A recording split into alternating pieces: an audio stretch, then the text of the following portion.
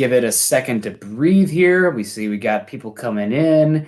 Hello, everybody. Welcome to the Mile High Insiders. I am Nicholas Kendell, along with Luke. Luke, how you doing today? Mr. Luke Patterson. Training camp's around the corner. Football sounds like it's coming. Things are good. Things are looking pretty good. Yeah, I'm doing good, Nick. It feels good to be back on a Saturday night. I've been joining you on Tuesdays, and we've been swapping back and forth throughout our busy summer schedules, but it feels good to be back at home on a Saturday with you. So, yeah, training camp, man. It's a week away. The NFL came out today, doubled down, said, yep, we're still planning on doing it. So that means full steam ahead for not only the Broncos, but for the Mile High Insiders podcast as well. Yeah, absolutely. That's good to hear. I actually it hasn't been the busiest summer for me yet, but it's about to get snowballing. So actually, I won't be joining you guys next Saturday. I'm going to be moving out of this apartment. So next time you see me, or I guess you'll see this apartment still Tuesday. But after that, it'll be a new location. So we'll deal with it as it goes. But guys, this is the Mile High Insiders podcast. Make sure you find us on Twitter at Luke Patterson LP and at Nick Kendell MHH. Make sure you subscribe to our show. That means a lot to us. Like, subscribe, share. That helps us a heck of a lot. And don't miss our great off-season content at milehighhuddle.com, an affiliate of Sports Illustrated. Also know that this podcast has been sponsored by sponsored by Overtime Media. So let's get to the chat here before we even get into the comments. Just want to say hello to some people. Ernie's almost number one every single time. I love the mustache, Ernie. The wife hates it, but I'm trying over here. Ernie May is coming in. Denver Broncos are the greatest team. Appreciate that, Ernie. You're always coming in number one. Stony Neff, boom. I love it. Taylor Vamp, see you around it with that nice LSU logo there. Hello, Broncos country. Hello to you. We have Terry Randall coming in. Oh, I hit them all. Horse, chicken, padlock. So if you guys can decipher that, you please let me know. So Charlie Beagle's in here. We got James Campbell. Christy, how you doing? Cody. What's Porter, up, Christy? Duke Boynton. So, man, we got a good crowd in here for a Saturday. So let's get it going. Hello to everybody, and hopefully we'll get some more people coming in here pretty soon. But today's topic with training camp around the corner, I decided today, would it be an interesting topic? Some players on the Broncos that are on the hot seat. Obviously, the roster, the training camp, preseason is going to be different this season. But make no mistake, there's still players on this team that have had roles, or people think are going to have roles that things can change quickly. I mean, guys can emerge, somebody can get hurt, or guys can disappoint. So we're going to get into that. Luke and I each have three players that we believe are on the hot seat, whether from losing their role or making the team at all. So I guess we'll kick it off with you, Luke. Luke, who is your first player that you want to talk about that you believe is on the hot seat in regards to the Broncos 2020 team? Sure. So the hottest thing being talked about the Denver Broncos right now is what? The offense. The national media, the local media, everybody is honing in on this offense that John Elway has built for quarterback Drew Lock. They say speed kills, and we're about to find out in training camp. But that being said, we've got a lot of speed and a lot of talent in that wide receiver room. So for me right now, the first player I got to look at is on the hot seat is DaeSean Hamilton. I think the drafting of KJ Hamler, ironically, because it seems like they're friends, right? If based on what KJ Hamler said, he's always looked at DaeSean Hamilton as a mentor, the Penn State connection, things like that. But DaeSean Hamilton has been a very lackluster pick.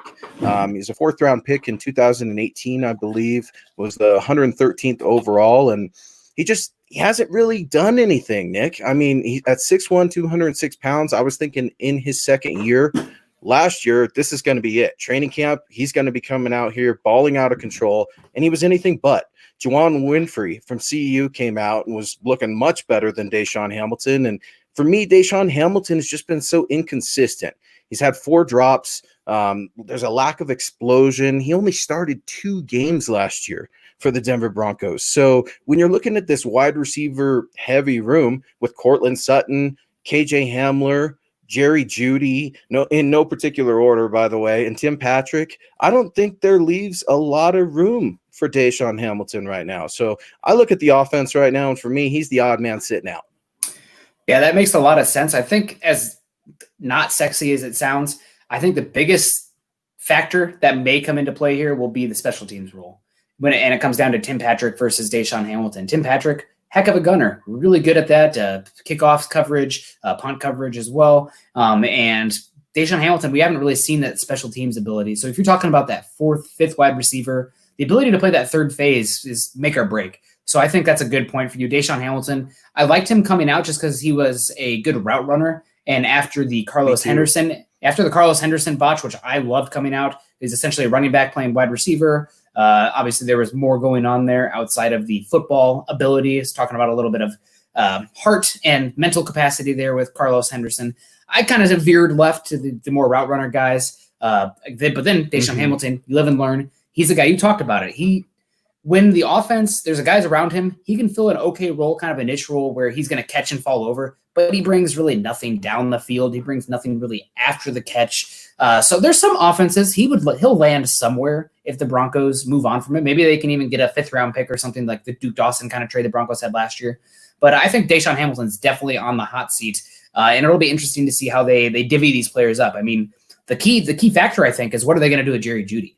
If Jerry Judy's going to play slot in 11 personnel, which is possible, then Deshaun Hamilton's really in trouble. Now, if Jerry Judy's more likely going to play the Z in 11 personnel, then that opens up Pandora's box. Then there's opportunities for him. Right. Well, and then you look at Tim Patrick's role, and I would argue that Tim Patrick should be on this team in 2020 because he profiles very similarly to Cortland Sutton. He's a big-bodied wide receiver. He's not going to kill you with speed, but he knows how to get after you with that upper body strength, just like Cortland Sutton. So, knock on wood, there's an injury with your number one wide receiver, who is Cortland Sutton. Maybe you do some shifting. Jerry Jeudy slides over. You're able to insert Tim Patrick into the lineup and still have that big physical presence on the edge for a wide receiver. But you look at Deshaun Hamilton. I mean, I know he had 28 receptions for 297 yards, a touchdown. When I was looking at his stats, it was kind of weird. I was surprised. He got 19 first downs based off of receptions. And that seemed like a lot to me, especially for the Rich Scangarello offense. But I just feel like there's a mental block for Deshaun Hamilton. I like him too, Nick, especially coming out of college. He had really good use of that route tree. He's got quick feet. I think he's a super intelligent player, but I think that he's just got something in his head. It's a mental blocker right now. He doesn't have the confidence to play like he should. And it's almost like that old adage where they say, if you try too hard, you're just going to make a mistake. I feel like that's been the case with Deshaun Hamilton, and I'm just not sure he can overcome it. Man, sorry, folks. I blacked out for a second. This is a collaboration over here. This one, multiple breweries. Oh, my God. So good. But anyway, let's bring it back to me now. My guy, first one on the offensive side of the ball. I've seen people already talk about both my offensive guys, so we'll just call the first one out I saw here. Duke coming in. Duke, you're great. We love you. Duke Boynton. Thanks, Duke. Jeff Hireman. That's the first guy that's on my mind as far as on the hot seat for the Broncos. There were rumors that the Broncos were shopping him as kind of a package deal, trying to move up in the draft and move around. So I'm not, Benjamin Albright or Cecil Lamey by any means, so I don't have that scoop. I can't confirm that. But I've heard that from multiple people that Hireman was being shopped. So Hireman, I think, is definitely on the hot seat. The Broncos have, outside of Noah Fant, it's just a list of names at the tight end position. They paid Hireman 2 off seasons ago. Hopefully they can trade him for a song and dance, maybe a late pick or a conditional pick. I mean, even if you get that can be valuable to move around at a camp body, at a special teams player. But Hireman's definitely on the hot seat. I think the writing was on the wall when they signed Nick Vannett. Yeah, absolutely. And we talked about this a little bit off the air, texting back and forth, because the tight end room is so thick and so deep, a lot like the wide receivers. I mean, there's just too many bodies in these rooms. So you got to start looking at who the odd men are going to be. And Jeff Hireman, he's always hurt. He's always hurt. So is Jake Butt. I really see no difference in the two. I mean, these Big Ten tight ends, specifically these two, have been injured and can't get on the field. And that's not saying that they're not good football players. That's not saying that there's anything wrong with them. They just have injuries they haven't been able to overcome. I don't know if it's bad luck or a genetic thing, or sometimes, hey, timing is everything, right? But yeah, I completely agree with you. Jeff Hireman, he's got to go. Jake Butt, he's got to go. You and I were talking a little bit about Austin Fort out of the University of Wyoming, who was an undrafted free agent signing last year for the Denver Broncos. And when I was out at training camp, it was really interesting. I liked him a lot. Got to see him at his local pro day that John Elway hosted with Coach Fangio. And he impressed everybody so much that him and Noah Fant were running 1s and 2s. So he eventually got hurt. I think it was in the Atlanta Falcons preseason Hall of Fame game. I don't know if they could stash him on the training camp practice squad or anything like that, man. We were talking about that a little bit, just because you look at Alberto, right? And we're expecting big things out of Alberto. You look at Noah Fant, expecting big things out of Noah Fant. Nick Vannett wasn't just brought here for no reason. So the tight end room is very, very deep, and I'm done with injured tight ends that can't get on the field. Absolutely. I've been chatting with a few draft people, and everybody's looking at offensive tackle for the Broncos in the draft, or maybe the defensive position. How much would Broncos country lose their mind if the Broncos went back for a tight end next year, round 1? Let's say Albert Okwuegbunam's only A-okay. That's a joke, guys. Everyone drink. A lame joke, dad joke, everyone drink. But there's some really good tight ends that'll be in the first round next year. So that would be hilarious. I don't think they should do that. Obviously, you have to take the individual player, not the position. But, God, just Broncos country would lose their minds if the Broncos took a tight end. We got some supers coming in here. First off, Cody Potter. I heard the NFL is discussing the salary cap being dropped in 2021. That's true. Do you see low round / undrafted free agents making the team to gain experience to replace certain guys? That's an interesting question, Cody. I guess let's hear what Luke has to say first. Yeah, that's a really good question, Cody. That's something I really haven't thought about, to be honest with you. I guess I'd have to sit back and really think about it. My first reaction would be, that makes a lot of sense. That would be a roll of the dice when you're working with younger players that aren't quite developed, who don't have the experience of some of these players that are under contract. But it's a lot like the Justin Simmons thing we've seen this past week. And you and I were talking about that. And, not to deviate from the question, but the cap and what's going on right now with the world and everything is being affected. So I would say there aren't any closed doors right now in the NFL, and I think everything is being discussed. I know for a fact that the NFL has 6 plans to roll out this season and are hoping they're getting it going. Yeah, not 1, not 2, not 3, not 4, not 5, not 6, Mr. LeBron James. So that's a really interesting question, Nick. I guess I'm a little dumbfounded by that, because that's a theory that is it makes me excited, because I like undrafted free agents. You like undrafted free agents. What do you think? I think it's possible, but with the expanded practice squads, maybe you don't need to see it as much. And also, I think if it comes down to it and the Broncos are in trouble cap-wise next year, cash strapped, actually, I think the cash is more of an issue than the cap, but that's a totally different topic. Yeah. I don't need to go down that rabbit hole. Right. One of the reasons Justin Simmons might not be signed, the cash, not the cap.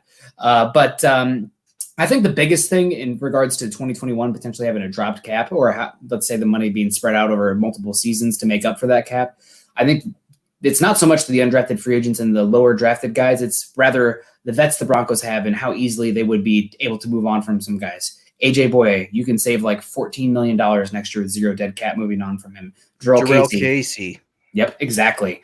So that's just, even if they're, let's say, B-level players this year, I'm not expecting all pros from either of them, but I'm looking for, solid starters, integral parts of the defense. That being said, they are getting older, and you can move on from them and cut a heap load of cash. So I think that's probably more of the direction my mind goes when thinking about if the Broncos have to play some salary cap gymnastics next offseason. It's those veteran contracts where you can move on from them.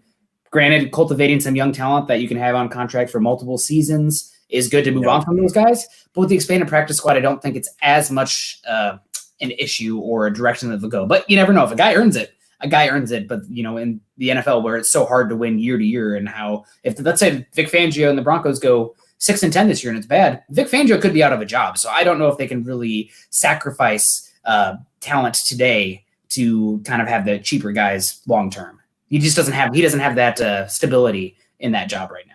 I agree. And, optics are everything. And the most important thing that someone told me very close to the team when I started out, he said, watch what they do, not what they say. Well, everything they're doing right now is suggesting that they're going to win. They're trying to win now. They're not trying to win later. They're trying to win in 2020. So that's a very exciting thing to philosophy to have. It should excite Broncos country, but you know what? That doesn't mean it's going to be easy, and that doesn't mean it's going to work. That's not to say it can't work. You look at Patrick Mahomes. The guy's a freak, and he's got a Super Bowl ring, and how old is he? 24, 25 years old. Good Lord, he's a freak.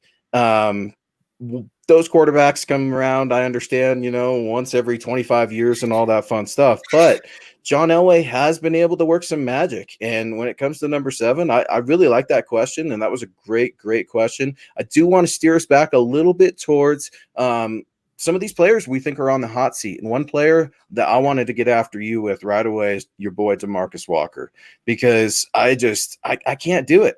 I can't do it, Nick. I can't do it. And I'm going to double down. I'm going to say DeMarcus Walker, man, he's like the Devontae Booker of the defensive end room. I don't know why he's there, and he's always around. He's the second round pick from 2017 who really hasn't done anything, man. I know last year he had his 4 sacks. Good for him. 10 games, 1 start. But this guy's just kind of taking up space. And my boy Jeremiah Atachu, I feel a lot better with him on the end. This cat just hasn't worked out for whatever reason. I think he came out of Florida State. Correct me if I'm wrong there, but I just can't get behind him, Nick. DeMarcus Walker, I want him to work out. I know he was an athletic freak coming out of the combine, minus the bench press issue and stuff like that. And there were some issues there, but I don't see it, Nick. I just don't see why Walker is on this team. That was one of my least favorite picks the Broncos have made in the last few seasons. I had a visceral reaction when that pick came through because I thought he was your boy. I thought we got after this before. Draymond Jones. Draymond Jones. My bad. Bad. Yeah, nope. Okay. See, I was taking a shot because I thought DeMarcus Walker was your boy, and I'm like, I'm going to come on here. I'm going to slay Nick and call him Devontae Booker, and he's going to get mad. But no, apparently you feel the same way. Devontae Booker is better than DeMarcus Walker. Because Devontae Booker at least could bring some receiving ability and special teams. DeMarcus Walker, I know that he gets sacks, but I mean, he can't anchor at all. And all his sacks are coverage sacks. He does a good job of when everybody else does the dirty work, he can come in and clean some stuff up. And he does have a good swim move. I'll give him that. But I think it was the Florida State game against Ole Miss where Evan Ingram, the 230-pound tight end, drove him back one-on-one about 10 feet and then pancaked him. Done. I'm done with you. And then his name is Living Legend on Twitter. He blocked me on Twitter because I've been critical of that pick since it's happened. Nice. Yeah, I'm not a DeMarcus Walker fan. Absolutely not. That's the pick probably in the last 4 or 5 years that has upset me the most. The only one I can think of that upset me as much was the Paxton Lynch pick. Yeah, 23 games in 3 years as a second round pick. What is going on? I just don't understand it. And yeah, say what you want, about John Elway liking to hang on to those premier draft picks to the bitter end. But man, the defensive line room's getting pretty stacked too. And they're setting a tone full of competition. We talked about Jewell Casey a little bit too. We heard Von Miller's going to be given the Mile High Salute more this year. Sayonara, DeMarcus Walker. What a freak. If those of you that have not seen Von Miller's Twitter lately or just Google Von Miller, go look at him. If you can't think of the guy being any more freakishly athletic, built, shredded up, go look at this guy, man. I don't know what he's been doing, but he's been going through hell out there in California. I think he's where he trains, and the guy looks nasty. I mean, I'm pretty sure Vaughn's going to have to, shoulder step his way sideways to get through the front door. The guy's jacked, and he's looking nasty. I love it. He looks like the goddamn juggernaut. He's the Hulk. Yeah, he's like the Incredible Hulk, the Incredible Vaughn, man, and I'm ready for it. Let's see it, Vaughn. Let's see it. Absolutely. So Terry Randall coming in back-to-back. We'll hit you up here, Terry. Nick's Beer Fund, I will drink for you. Oh, no, did I just lose it? No, there it is. Okay, cool. Sometimes the thing jumps for me, guys. And then use the Force, Luke. So I got a hashtag Nick's Beer Fund here real quick. Always using the Force, Terry. Terry, I thought about you earlier. My daughter wanted to have a lightsaber war, so we definitely got that on in the garage. If you haven't been hit with those lightsabers, they're wicked. They get you in the knuckles all the time. And I'm a child, so I'm always going to play with my daughter's lightsabers. But we appreciate you so much, Terry. Without you guys and all the support of Mile High Huddle and the Mile High Insiders, we couldn't be doing what we're doing, folks. And Nick and I love football so much, and we can't get enough of it. We're texting all day about it. Nick will tell you, tweet at him, tweet at me, DM us. We want to hear from you guys, and it's great seeing your content come through on these live chats, these super chats. We appreciate you guys so much. Absolutely. And speaking about appreciating, Joey Richards coming in with the super chat. Appreciate the hard work. Love the pod. Joey, you're too kind. We love you. Appreciate the heck out of you. So I guess it's my turn. I talked about Hireman here, DeMarcus Walker, after you slanderized me and said he was my boy. I know. I thought it was him, Draymond Jones, man. I'm not even going to compare the two. I'm not even going to. I mean, it speaks for itself. Yeah. But we saw somebody. Let me see if I can find it here real quick. Somebody talking about. Okay, well, somebody at me in the comment section. But the guy that I think's on the hot seat, and I wrote about it this week. Royce Freeman. Obviously, they bring in Melvin Gordon. Philip Lindsay's already here. What's Royce Freeman's role? I mean, he's a guy that really struggles to run between the tackles, which is weird for his physical profile. You know, he was pegged as this big, huge banger coming out of Oregon, but that spread offense at Oregon, they had really wide set offensive lines, and he didn't really have to use his vision so much because the holes were so obvious. So when he comes to the NFL, everything's faster. Guys are bigger, stronger. The holes are smaller. The holes disappear quicker. He doesn't have the zip to get there. He doesn't have the vision to get there. What does he do? He tries to kick everything outside. Royce Freeman, I'm sorry, buddy. You do not got the giddy up to kick everything outside. You're not that type of runner. So Royce Freeman, for me, what does he bring? He has to bring special teams ability or pass catching. Doesn't do either of those better than Melvin Gordon. So I think Royce Freeman might be out. I really do. I'm looking at Callahan Muhammad. I'm looking at Levante Bellamy. Both those guys bring more explosiveness. And if you're using the run game in today's NFL, gosh darn, those guys better bring explosiveness. Royce Freeman, another pick that I did not like. I've had my heart torn out because I wanted Fred Warner so bad. And he's been incredible. One pick before the Broncos. I heard that the Broncos were literally on the phone with Fred Warner, and then John Lynch got on the other line one pick before the Broncos and took Fred Warner. But Royce Freeman, probably another guy. If I can help it, man, if I can even get a 7th round pick for him, bless it. You know, send him my way. I'll take with one of those undrafted free agents. Yeah, I hate to agree with you on this one because I liked the Royce Freeman pick initially. I really did. I was really excited to see what this young kid could do, but I don't know what happened. Philip Lindsay, maybe he happened because it felt like as soon as Philip Lindsay burst onto the scene that Royce Freeman really took a step back. And last year, Rich Gangarello was flexing him out as a wide receiver in certain sets. And I'm scratching my head thinking, well, I would really prefer Philip Lindsay to be in the slot or something else. I'm not sure why they're utilizing him this way. He scored 4 touchdowns last year. He caught 1, rushed for 3, I believe. He had an average of, 3.8 yards per rush, but the guy only started how many games? 0. Okay. So that's a big, big problem. And he's a big back, and this big back, man, it doesn't work in this offense. You got to be able to maneuver. And the most frustrating thing for me, and I equate Royce Freeman and Philip Lindsay in the same sense. Royce Freeman runs like he should be Philip Lindsay's size. And Philip Lindsay runs like he's Royce Freeman's size. And it worries me for Phil because I don't need him to take all these hits. I know he's tough. I know he's going to pop up. I know he's going to get in the defender's face. And the fan in me loves that. And I'm like, yeah, Phil, go get him. Well, as an analyst, I'm kind of looking at it too. And I'm like, man, those hits are going to add up. You're getting a little bit older. You've just become a dad. Maybe it's time to, go to the ground a little bit more. I know it goes against his competitive mentality, but yeah, Royce Freeman, he's really, really phasing out for me. Levante Bellamy, you hit on it. Highest paid undrafted free agent. They gave him $25,000 and then a $35,000 guaranteed salary. So to me, that's telling me, he's got a big chance of making this team, and he's a smaller back, right, Nick, at 5'9", I think 192 pounds. So he's shifty, could be a possible returner. Royce Freeman not really involved in the special teams very much either. So if you can't contribute in your own position room, let alone special teams, you're probably on your way out, aka the hot seat. Yeah, Melvin Gordon does everything Royce Freeman does, but like 10 times better.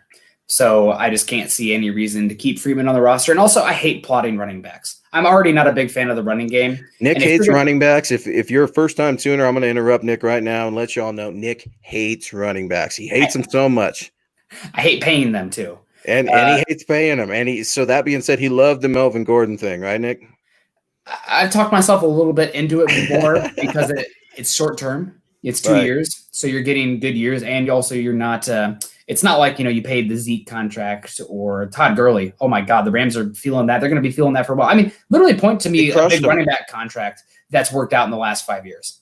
I can't find one. It's absolutely crushed him. Yeah, absolutely. You're absolutely right. I mean, the old adage of they're a dime a dozen. I don't know if I quite agree with that anymore. But Royce Freeman, he would have worked in an old school NFL, I think. Maybe, a little bit more pound. He's tough. I know that. And I know he's been. He just and he does this foot thing. I don't know how to describe it. I've seen it. Yeah, Dope. he does this little shuffle with his feet, and he just needs to be that north-south runner, and like CJ Anderson style. Be that bowling ball. Get in there and bounce off those players. But yeah, I completely agree. Royce Freeman, man, that running back room. Good Lord. And can I just say this too? I'm tired of the running backs in Denver acting like wide receivers. And what I mean by that is this Philip Lindsay, Melvin Gordon thing. I mean, you cannot go a week without one of those guys trying to say something that, best the other, but yet it's still halfway humble. It's like, all right, fellas, we're getting to camp next week. So I think Gary Kubiak, it was once him who said, we're fixing to find out. Done with the drama. Let's get it. Yeah, absolutely. That being said, I do like my running backs like wide receivers if they can catch the damn ball. James Campbell coming in. Robert, DeMarcus Walker is an IDL. He's more of a 5-tech or a 3-technique in nickel situations, not really a 3-4 edge. So I just wanted to clarify that. I agree with that take as well. However, he doesn't really anchor very well. He's not, I don't know, DeMarcus Walker. Again, light. Yeah, he plays with no base. Yep. So I'd rather have Ajim, Shelby Harris, Purcell, obviously Draymond Jones. I can't see it. Maybe even, Christian Covington. I mean, hell, he's definitely an option as well. So we'll see it there. My next guy here, actually, we got a super chat we should definitely get to. Sorry, guys. Buana did not come today, so we are running here live. Callahan could be a dark horse for the Broncos defense, but Sasquatch is a dark horse in the mystical creature realm. Is Callahan real? You know what? We will. I love we'll it, believe it when we see it. Yeah, I think that Callahan's contract is set up where it'd be not a great idea to move on from him this year. But after, I think it's a 3-year contract. Next year, there's like no more cap. So another guy that you could move on from if you had to create cap space because of the everything going on in the world right now and potential shrinking of the cap space. And then we got Pabby coming in here. Awesome pod, guys. Go Broncos. Pabby, I'm leaving the great state of Iowa soon. I know.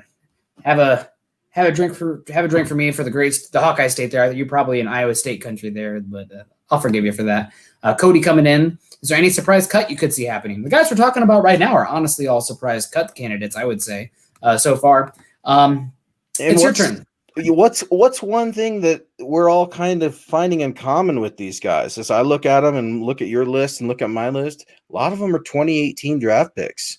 Yeah. You got 2017 with DeMarcus Walker. So you're looking back at like some of those drafts that John's been, getting a lot of heat for, and some that he's done well. That's just the nature of the draft. And, I miss on guys all the time. You miss on guys, but you know what? We hit on guys too. So to think that, because someone was wrong, and heck, I'm just going to say it, I was wrong this last week. NFL sources told me that Justin Simmons and the Broncos could have they were reaching a deal. They were getting close. They were making progress, so much so that he could have been one of the highest paid safeties in the league. Now, other reporters and other analysts have come out and said other things, and that's fine too. But I would just venture people to say, go look at James Palmer, look at Adam Schefter, look at some of the best in the business. They're wrong too. And we try to figure out and try to plot where things go. But I was absolutely wrong, and I was really bummed because I want Justin Simmons to stay here. This isn't an ego thing for me. I miss on guys all the time. I'll be on record of saying I was a Trevor Siemian guy.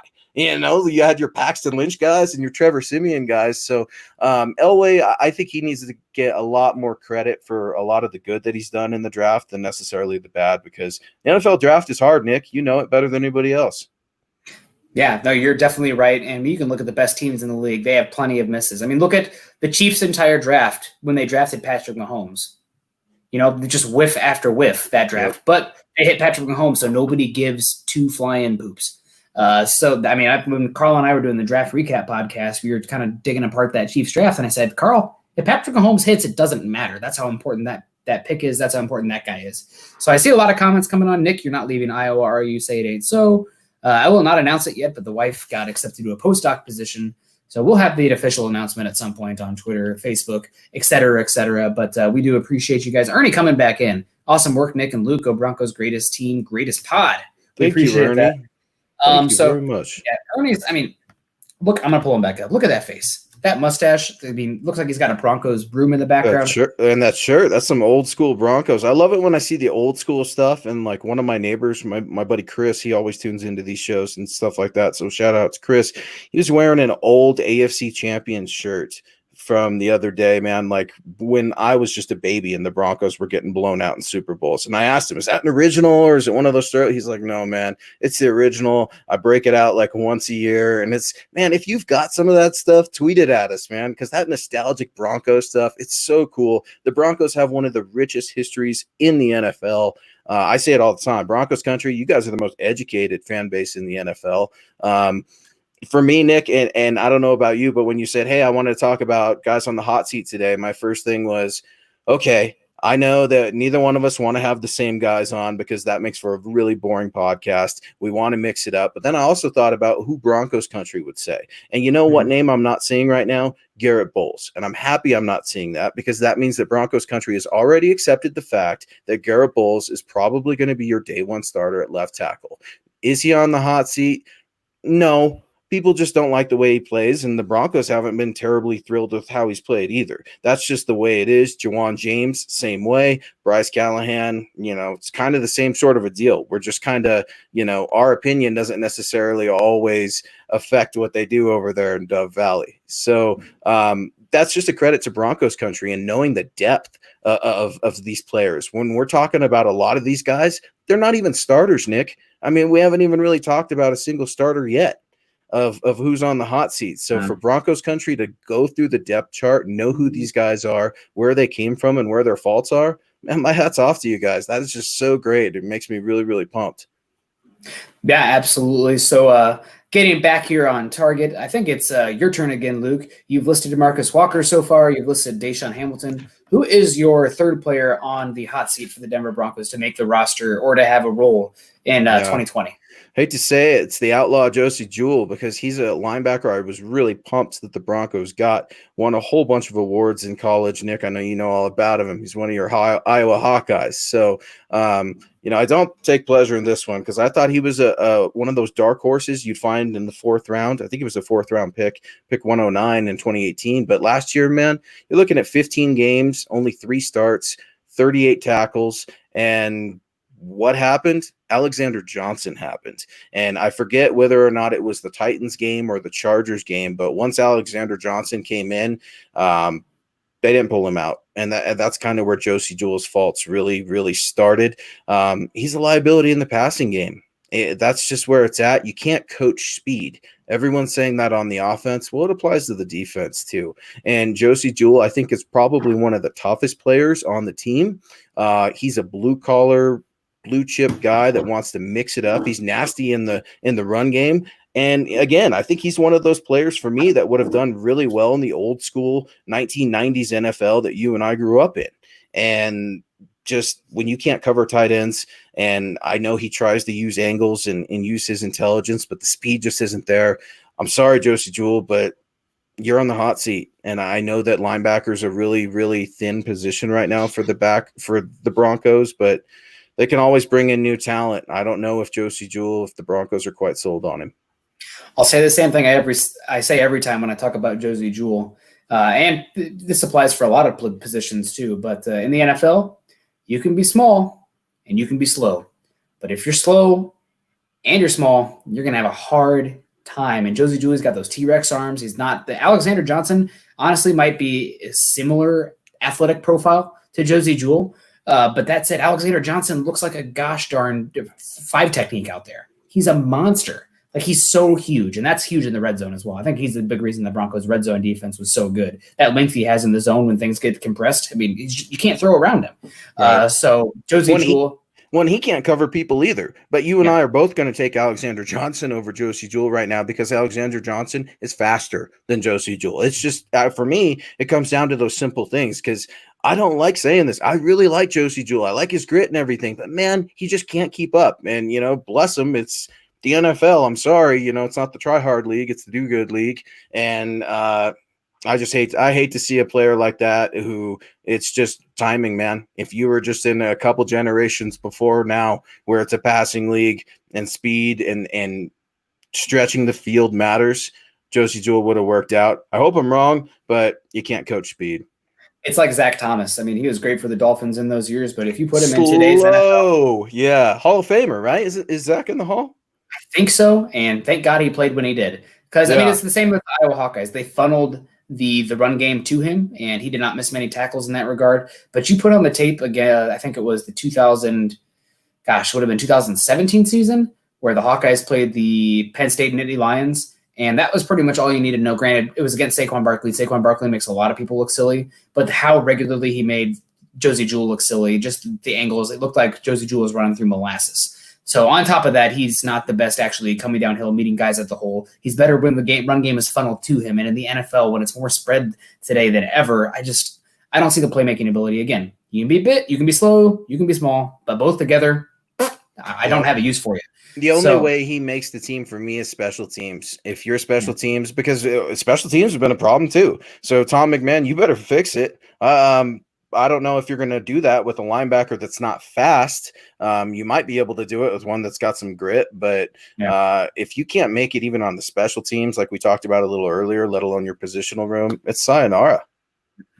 I'll take athletic specimens on special teams. Granted, there is something to be said about the blue collar, guy who can come in, even if they're not the best player, if they're, doing everything right, that can have a professional effect on the locker room. It's having a good environment in there. Urban Meyer, if you listen to any of the Urban Meyer podcasts for Move the Sticks, he will talk a bunch about that. That's what Urban Meyer is doing nowadays. He's talking about building good cultures in the business realm. So that's important in a football team as well, obviously. A little ironic too in the business realm, considering everything went on over Ohio State, right? So yeah, and Florida. And Florida, right? So no, I completely agree, man. Urban Meyer, it'd be crazy to just talk football with that guy, to meet that guy. I mean, I'm throwing a little shade at him because I'm always jealous. My CU Buffs struggle really a lot here in Colorado. But yeah, Urban Meyer, one of the most successful coaches. But yeah, Nick, what do you think? Who else is on the hot seat when you're looking at offense or defense? Where are you going to go? I got one more on defense, but I'm going to shift back to Urban Meyer real quick. He's not just a good coach, but he's a culture builder in there. Because Utah, I think they beat Alabama when he was there. Then he went to Florida, made them a national championship title contender. And Ohio State was good before Urban got there, but his winning percentage there, I don't think he ever lost more than 2 games in a season. They were BCS every single year. So, man, heck of a coach. If you get a chance to listen to him talk, you'll become a much smarter football mind on that Move the Sticks podcast. Anyway, back to our discussion at hand here. My last guy here, actually, we are talking about a starter here, not a guy that I think is on the hot seat as it pertains to not making the roster, but I think his role is going to be challenged, and I think it should be challenged, and that is Shelby Harris. Now, I think Shelby Harris is a good player. They moved him off nose last year, which was not his spot, except in sub packages where he can just pin his ears back as a 1 technique. I think that's his best position, honestly. But that 5 technique as well, I just don't think it's his best spot. I think he doesn't have to offer the pass rush juice there, where a lot of his sacks last year, they came in bunches. And again, it's the same thing we talk about DeMarcus Walker, but I believe it was Brandon Thorne, who used to write or still writes for The Athletic, but he broke down every single Shelby Harris sack and attributed almost every single one of them to other people doing their job and Shelby Harris coming in and cleaning up. So Shelby Harris, he's an okay player. You can get by with him. You can't have great players at every single position, but I really think that Draymond Jones is going to push for him this season. And if that's going to be, whether that be in base package or just the overall snap percentage, I think Draymond Jones in that second step. Shelby Harris only got a 1-year deal, folks. I know a lot of people like to put a lot of value on him, but the NFL market had to say what they had to say about him. Did not get a deal. He came crawling back to the Broncos on a 1-year deal for, I don't have the numbers on top of me, but not very much. Yeah. So I think that he's somebody that, because of the sacks, he's been a guy that has gotten a little bit more hype. But the tape, when I watch it, I just don't see it, so to speak. So I think he's a guy that's definitely on the hot seat as it pertains to his role and could be surpassed by players on the roster behind him. Yeah, I agree. We've talked about it. He's not a nose guard, and I'll double down. He's not a starter. He's a rotational player, and I think he found that out in the free agent market, and that's why he had to come crawling back to the Broncos. I like Shelby. You like Shelby. Who doesn't like Shelby, right? He seems like a great guy. He's got that great smile that defensive linemen never have. Nicest guy in the world, on the field. I wish he'd be a little meaner, though. You know what I mean? And I'm gonna agree with you on the Draymond Jones thing. You know why? Because sacks matter more to me than pass deflections. And I know that Shelby Harris won him the Raiders game, right? Last year, the very last game of the Oakland Raiders. Can I jump in real quick? You know what an offensive lineman would say if you are batting the ball down? it means you lost the pass rush rep. It means you had nothing else. You had no other move to do. All you could do is sit back and put your hands up. That means that the offensive lineman would tell you they won that rep. Well, and it's interesting you say that, absolutely, because I asked Orlando Franklin that watching a game with him last year. I think he made the all-decade team for the Broncos as their right tackle, and is currently a host on the Fan. But I asked him, I said, "Oh, what do you do? How do you defend that as an offensive lineman? How are you taught to coach it?" And he said, "We actually get graded as that's the only thing they could do. We punch them in the chest and try to knock them down. But hey, if they're going up like that, they're not going anywhere. They're only going up." So I would much rather have sacks. You also, for me, I have to wonder about work ethic just a little bit with Shelby Harris, because everybody's wondering about work ethic right now with all these players. What are you doing during this time off? We know what Von Miller's doing. We know what Philip Lindsay's doing. We know what Drew Lock's doing, because basically in 2020, if you didn't share your workout on Twitter, it never happened. Garrett Bowles looks like an absolute beast in his workout video. I hope he can play left tackle. Not sure. But I'm hoping Shelby Harris, he's been working. He seems like a great father, a good man in the community. I'm rooting for him, but I completely agree. You got cats, hungry cats like Mike Purcell, who's coming into a contract year, who's wanting to get paid. And you got to know that the young kid would like to stay here. He's a Colorado boy out of Highlands Ranch, went to the University of Wyoming. So by no means is Shelby Harris safe just because he's Shelby Harris. Yeah, and guys, I mean, Shelby Harris did play nose last year to start, but really not his role. He's not a King Hicks. No, not at all. Or Eddie Goldman. I mean, that's the big nose tackle there for the Bears. But I mean, obviously we talked about Draymond Jones seems like the obvious guy, but maybe McTelvin Najim can come in day one. Typically, a defensive lineman will take a little bit of time, but I mean, I'm really curious to see what his role is going to be. Granted, my favorite position to scout is the interior defensive line, but I'm curious to see what they're going to do with him. Christian Covington, we talked about earlier, so it'll be interesting to see. First off, before anything else, we got to halt the podcast, pause everything. Pabby coming in here with a big super chat, showing some Iowa love. Go Broncos, and the number there for Noah Fant. Pabby, gosh, thank you so much. We really do appreciate that. That means a lot, obviously. And football season's been a little slow, so obviously everything's a little slow right now. Economic, who knows what's going on. So, gosh, I don't even know what to say. Yeah, no, very, very touching. And, to get this podcast off of the ground is not easy. If anybody has done it, Nick's done it, I've done it. It's not easy to do. And it's not easy to capture an audience when there's a thick competitive market out there. And we've got a lot of great shows that we work with here on Mile High Huddle too. Like that being said, I encourage everybody to go over and follow at Mile High Huddle. Go to milehighhuddle.com. You can grab one of those cool hats that Nick's got from his show with Carl building the Broncos. You've got Huddle Up, Dove Valley Deep Divers. I always mess that up when I say that because it's like a tongue twister, right? Dove Valley Deep Divers. But yeah, go over to at Mile High Huddle, get at us.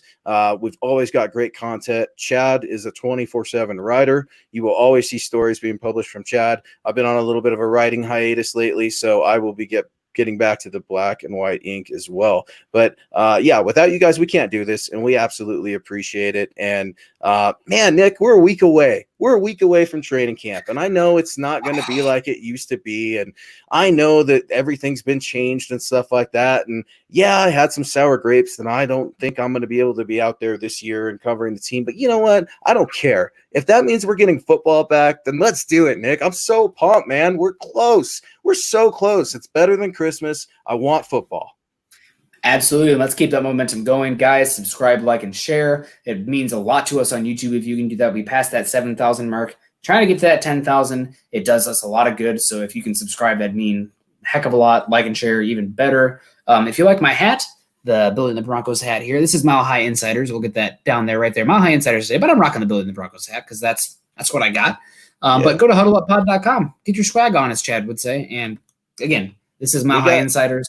And we've got swag coming out. Nick and I have both been bugging Chad about it. So just due to circumstances right now that are beyond anyone's control, things are on hold for a little bit, but we will be getting stuff out to you. And Super Chat users, we will be sending you guys some swag. Y'all deserve it. You guys are the best. Broncos country is the best. And that's not me being biased. That's me being honest, because I travel around other cities and evaluate talent and travel all over the year. Nick, you've been to the combine, you travel, other colleges and everything too. You see other NFL fan bases, and they're not quite like Broncos country. No, they are not. I live in Bears slash Packers slash Vikings country. So pretty much, and there are a few Chiefs fans, Bronco fans, Colts fans smattering here and there, but I mean, nothing beats the Broncos fans. Broncos country. Again, not a place, but a state of mind. So, Terry Randall coming in. Excuse me, Terry. That Nick's Beer Fund coming back up there. Your thoughts on Covington's versatility on the defensive line? Again, you want that on the defensive line, especially in today's NFL where you're going to be playing so much sub package. You need guys who can play multiple techniques. They're just going to have more value. So Covington, if you can find a niche there across multiple positions, that's good. Also want to throw a shout out to a guy that maybe a little bit, I would say not a little bit, but very under the radar, Joel Heath. Went to Michigan State. I remember watching him play at Michigan State for the Spartans. Was a 7th round pick for the Texans, and they brought him on as well. So that's another name to look out for there. Covington, obviously, they paid him more. He's probably the guy to look for. But Joel Heath is one that interests me. Man, dude's got vines for arms. I think he has 36-inch arm lengths. So he's an interesting player.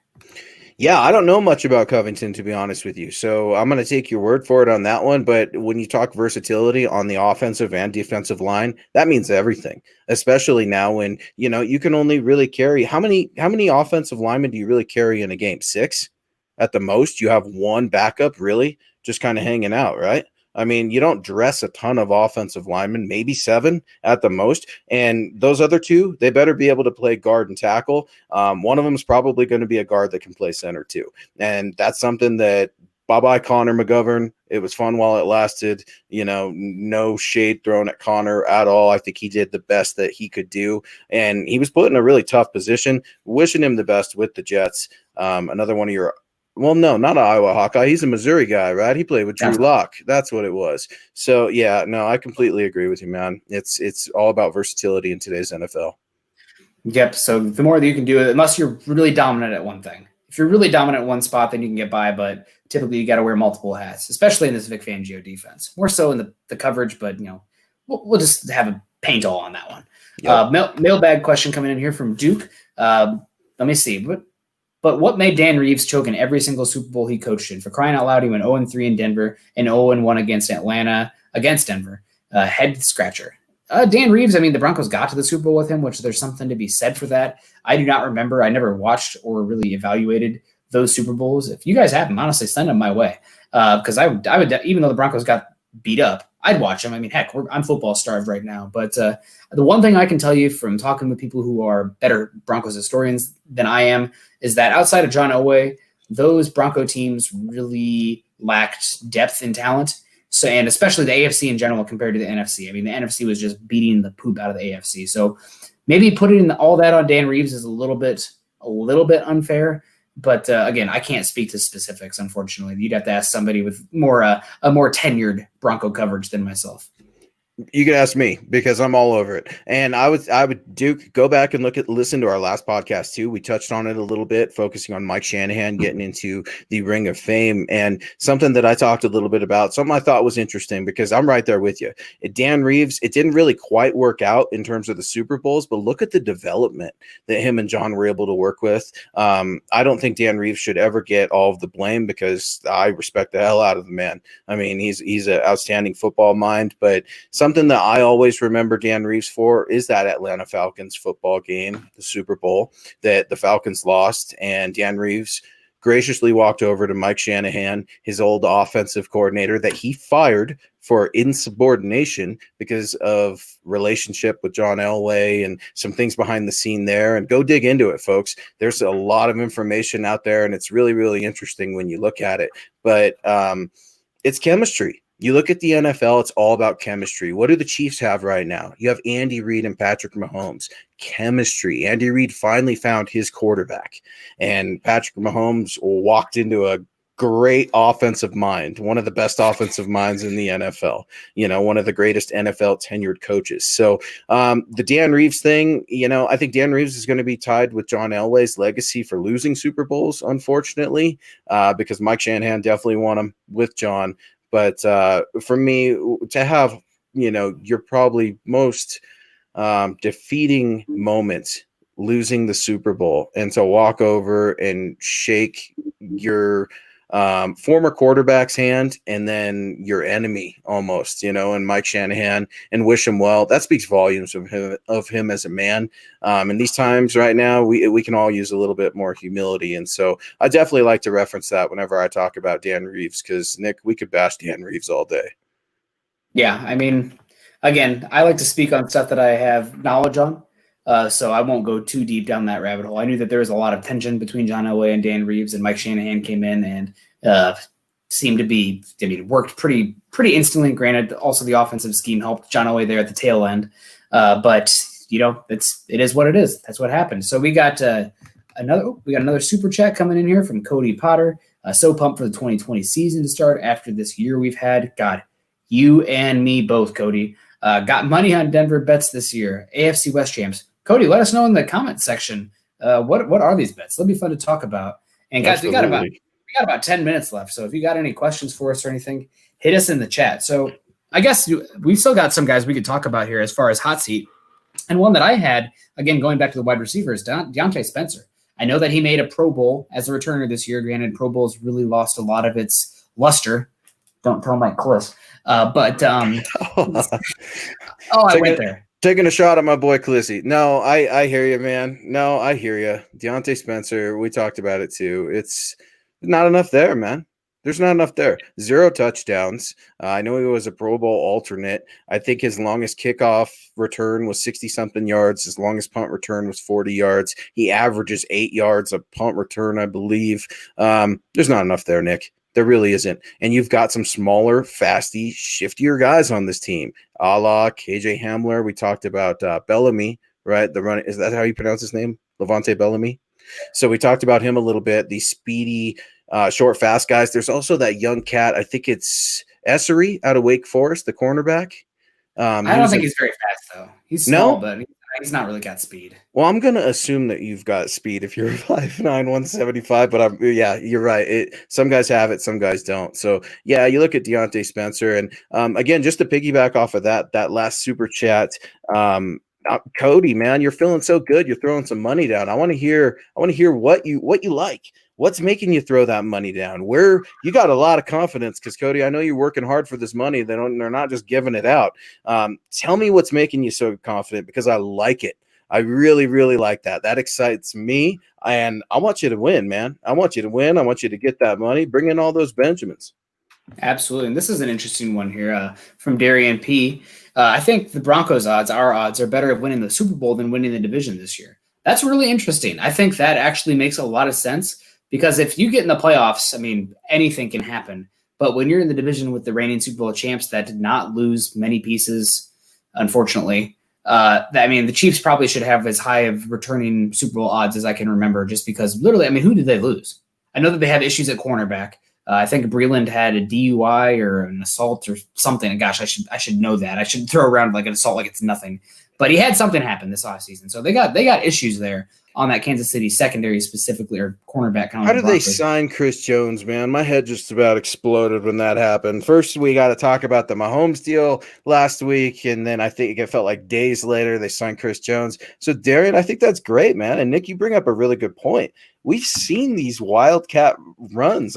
These wild card runs. The Baltimore Ravens, Denver, we're very familiar with that. Raheem Moore, and I'm never going to forgive you for that, ever. Even if there's a fire, it's just, man, these teams, the Packers went on a wild card run. I think that they ultimately beat the Steelers in Dallas. I think that was the first year that Jerry World was built. That's a really interesting take. I like it. I haven't really thought about that. The goal is ultimately the postseason. And yeah, you need to start out by winning your division. But you know what? These playoffs, more teams are going to be in. And you're going to be seeing some different runs. And I think you're going to see some upsets this next year just based off of the current situation of just abnormal life. And when that happens, the whole scale gets shifted. So who knows what's going to happen? The Broncos could very well be Super Bowl contenders without winning their division. I love it.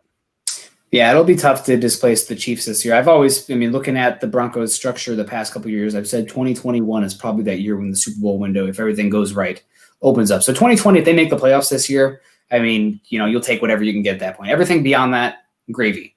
But winning the division, winning the Super Bowl, I mean, I guess, it's the offseason still. If there's ever any time to have optimism and hope, it's right now. But yeah, nothing to see. absolutely. One last name I wanted to touch on, as I know we're wrapping it up, and you and I have talked about it a lot, and I'm coming around, man. ESPN put out an article talking about trading Isaac Yiadom for Josh Jackson. Josh Jackson, second-round cornerback, drafted out of Iowa by the Green Bay Packers.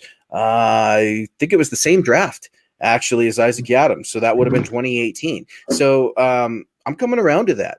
And one of the biggest reasons, and you and I talked about it texting earlier, I like the fact that he was Michael Ojemudia's predecessor. Chemistry matters in the defensive backfield, especially where there's so many questions right now.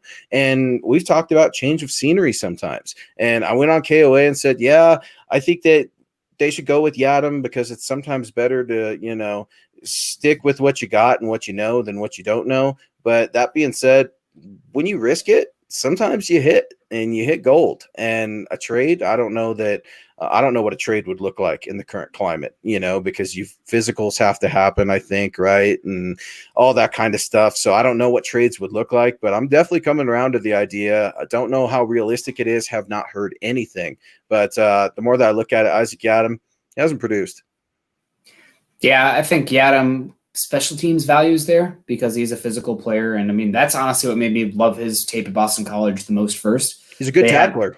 He's a good tackler. He's physical. He's got no issue sticking his nose in anything and getting off blocks. But when it comes to the coverage, I don't know about the hips. I think that in most schemes, I would not really be interested in Josh Jackson because how simple Iowa's scheme is. They keep it simple, stupid, a lot of cover two, a lot of bail technique, a lot of off coverage. But in this Vic Fangio scheme, you can kind of work around that. I mean, still with the 3x1s that you're going to see with match quarters, there will be times when you press. But I think that Jackson, especially the off-ball coverage, the man skills, the zone feel that he all has, I think that would make a lot of sense. So if the Broncos want to give up like a 5th-round pick for Josh Jackson in a 7th, kind of that same as that Duke Dawson trade, I mean, why not? Why not? I mean, the cornerback position is really an issue. Let's just call it as it is.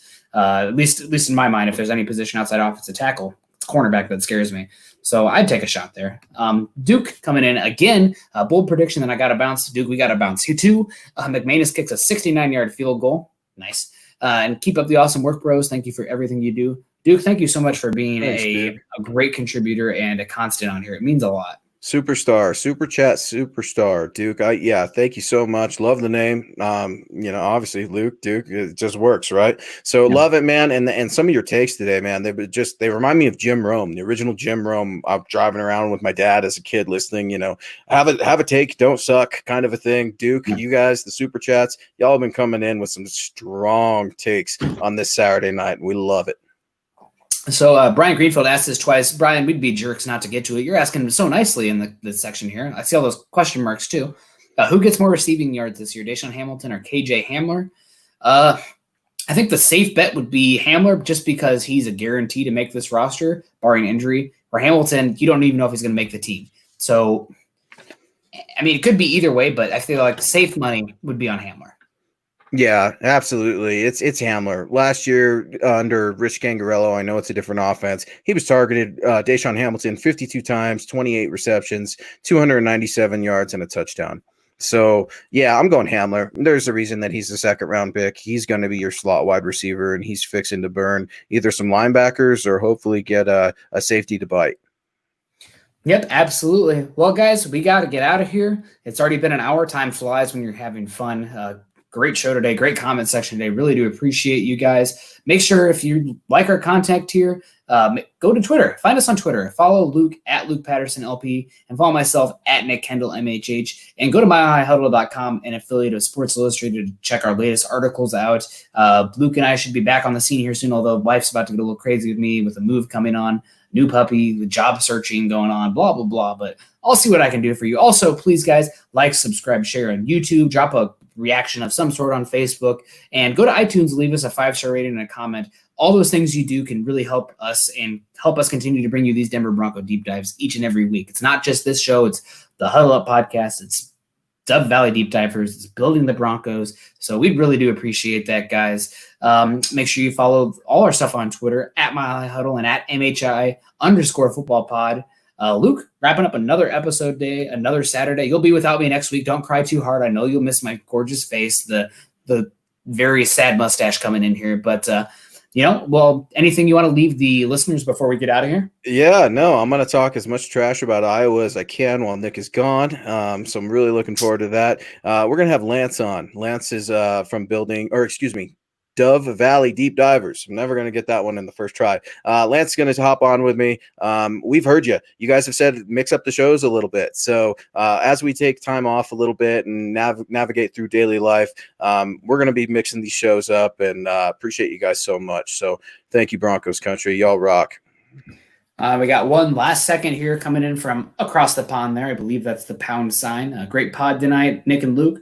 Broncos World, press the like, use the Force Luke, Nick's Beer Fund. Nick's actually still got a little bit left. It was a tall boy today. So, ooh, look at that last one, Nick. Summon Summit. So if y'all don't know, Nick will tell you. Go look at his Twitter. He's got a very gorgeous pup. We've got gorgeous lives that we need to be looking at and feel blessed. So thank you guys so much for joining us here on Mile High Insiders. Y'all have been great. He's Nick Kendell. I'm Luke Patterson, saying always believe in that Mile High magic.